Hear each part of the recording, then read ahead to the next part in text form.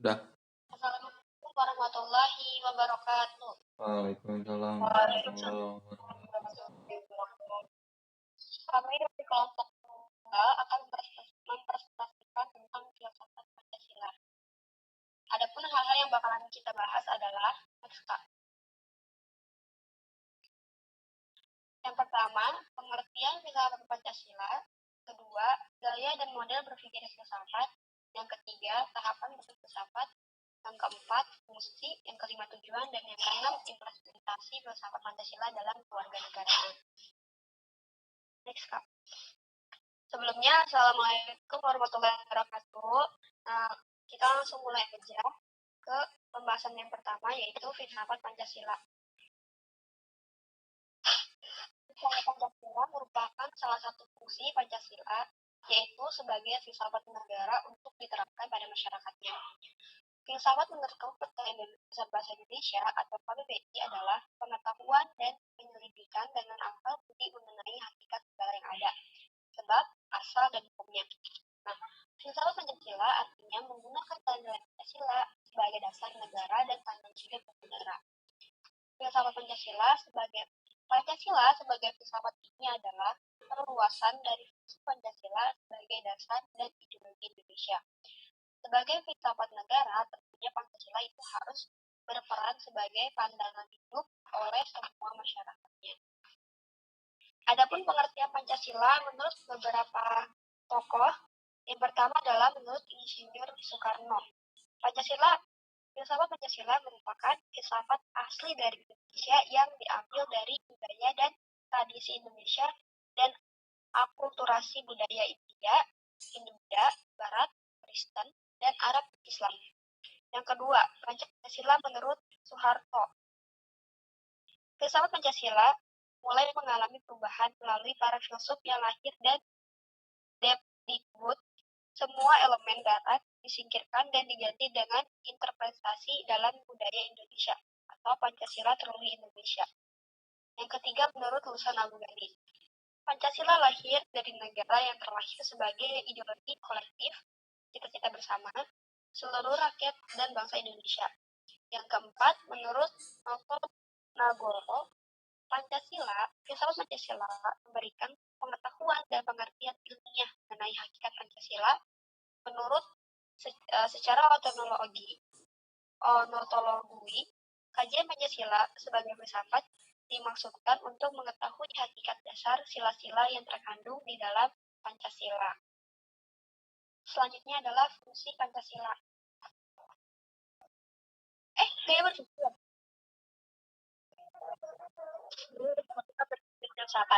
Filsafat merupakan suatu bidang ilmu yang senantiasa ada dan menyertai kehidupan manusia. Selama manusia hidup, maka manusia tidak dapat menghindar dari filsafat. Dengan kata lain, manusia selalu dan akan selalu berfilsafat. Selama manusia masih berpikir, maka dia akan senantiasa berfilsafat. Akan tetapi tidak semua proses berpikir manusia itu adalah berpikir filsafat. Untuk itu ada ciri-ciri berpikir kefilsafatan, yaitu yang pertama, radikal. Radikal yang artinya berpikir sampai ke akar-akarnya. Radikal itu berasal dari bahasa Yunani, yaitu radik, yang berarti akar. Maksud dari berpikir sampai ke akar-akarnya adalah sampai pada hakikat, esensi, atau sampai pada substansi yang dipikirkan. Manusia yang berfilsafat dengan akal berusaha untuk dapat menangkap pengetahuan hakiki, yaitu pengetahuan yang mendasari segala pengetahuan indrawi. Yang kedua, universal dan umum. Berpikir secara umum atau berpikir tentang hal-hal yang bersifat umum. Jalan yang dituju oleh seorang filsuf adalah keumuman yang diperoleh dari hal-hal yang bersifat khusus yang ada dalam kenyataan. Contohnya itu, jika kita memikirkan tentang alam semesta dalam lingkup galaksi Bima Sakti, maka yang dipikirkan bukan hanya satu planet bumi saja, akan tetapi secara umum yang dipikirkan adalah semua planet yang ada dalam galaksi Bima Sakti tersebut, lingkupi Merkurius, Venus, Bumi, Mars, Jupiter, Saturnus, Uranus, dan Neptunus. Dan yang ketiga, konseptual, merupakan hasil generalisasi dan abstraksi dari pengalaman tentang hal-hal serta proses-proses individual. Pengalaman tentang hal-hal serta proses-proses yaitu berpikir secara kefilsafatan, tidak bersangkutan dengan pemikiran yang terhadap perbuatan-perbuatan bebas yang dilakukan oleh orang-orang tertentu, sebagaimana yang biasa dipelajari oleh seseorang psikologi, melainkan bersangkutan dengan pemikiran apakah kebebasan itu.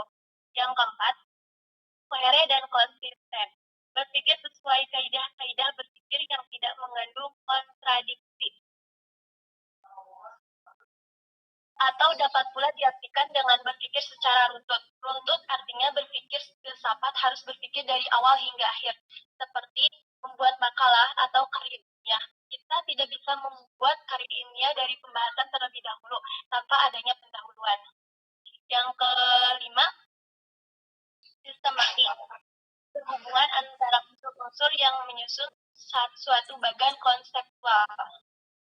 Dalam jawaban tersebut terhadap suatu masalah, para filsuf memakai pendapat-pendapat itu harus saling berhubungan secara teratur dan terkandung maksud dan tujuan tertentu. Selain itu, sistemik juga berarti bahwa kita harus berpikir secara berjenjang, mulai dari yang paling atas terlebih dahulu, baru bagian ke bawah, seperti berpikir tentang peraturan perundang-undangan di Indonesia. Maka itu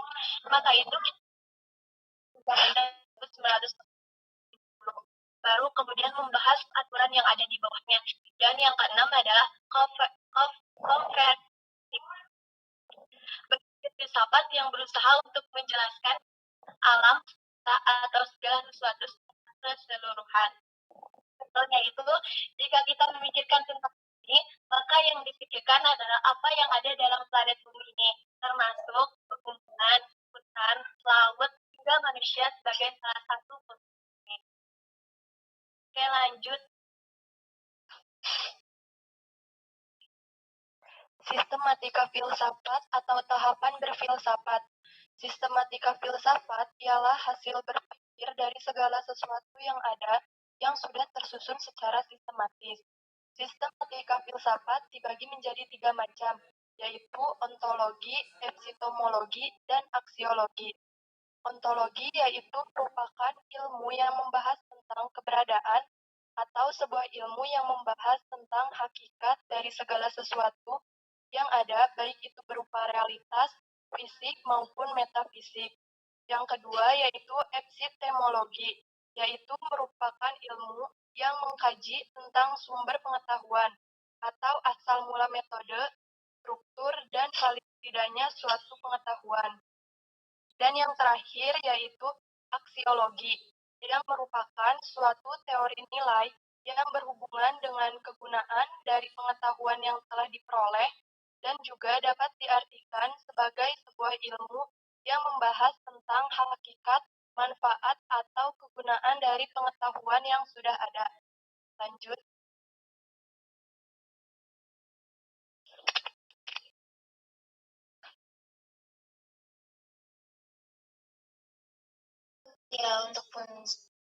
Untuk fungsi filsafat Pancasila itu ada 5. 1. Pancasila sebagai kepribadian bangsa Indonesia.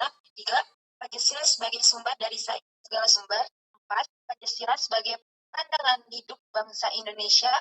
5. Pancasila sebagai cita-cita tujuan bangsa Indonesia. Ada pula fungsi filsafat Pancasila itu sebagai jiwa bangsa Indonesia. Setiap bangsa di dunia memiliki jiwanya sendiri. Hal tersebut karena yang berarti jiwa bangsa atau jiwa rakyat bagi bangsa Indonesia itu, Pancasila adalah jiwa yang telah memainkan peranan penting dalam kehidupan. Yang kedua, sebagai kepribadian bangsa Indonesia, filsafat Pancasila itu sendiri berfungsi sebagai kepribadian dan ciri khas bangsa Indonesia serta menjadi ciri pembeda di antara bangsa lain di dunia. Dan yang ketiga, sebagai sumber dari semua sumber hukum. Nah, negara hukum yang menerapkan hukum secara adil berdasarkan peraturan yang berlaku. Dalam hal ini, fungsi filsafat Pancasila merupakan sumber dari seluruh sumber yang daya hukum di Indonesia. Lanjut.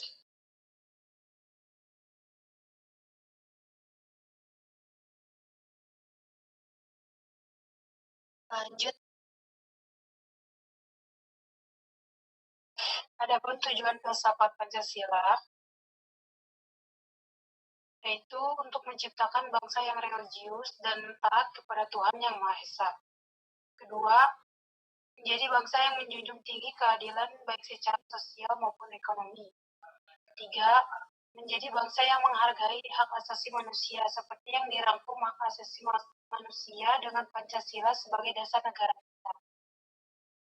Keempat, untuk menciptakan bangsa yang menjunjung tinggi demokrasi. Kelima, menjadi bangsa yang nasionalis dan mencintai tanahnya, yaitu tanah air Indonesia. Filsafat Pancasila berfungsi untuk sebagai dasar untuk mengatur pemerintahan antara negara. Segala sesuatu yang ada dalam kehidupan bangsa Indonesia, baik rakyat, pemerintah, wilayah, maupun aspek negara lainnya, harus didasarkan pada Pancasila. Implementasi filsafat Pancasila dalam kewarganegaraan. Yang pertama dalam partai politik.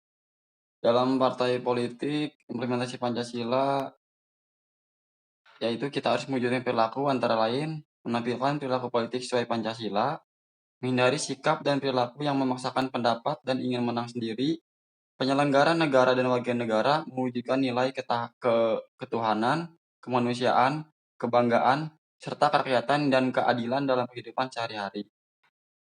Menghindari sikap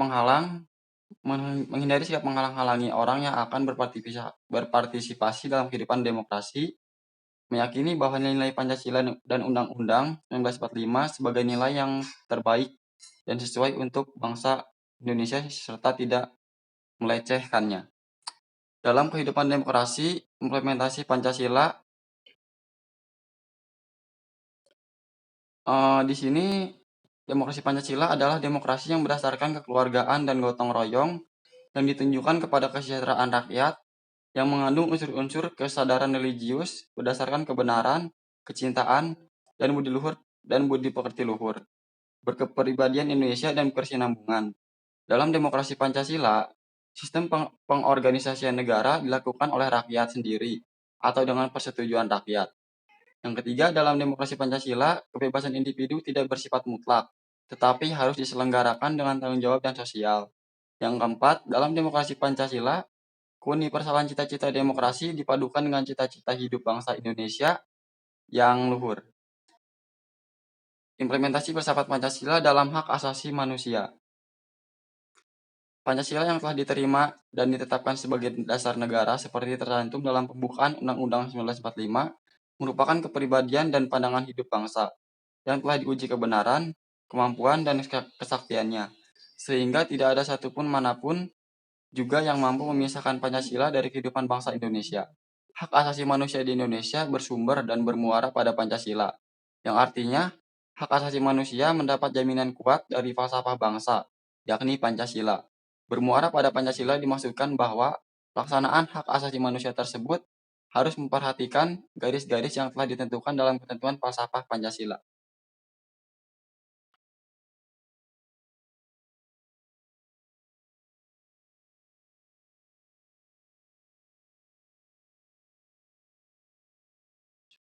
Cukup sekian presentasi dari kelompok kami.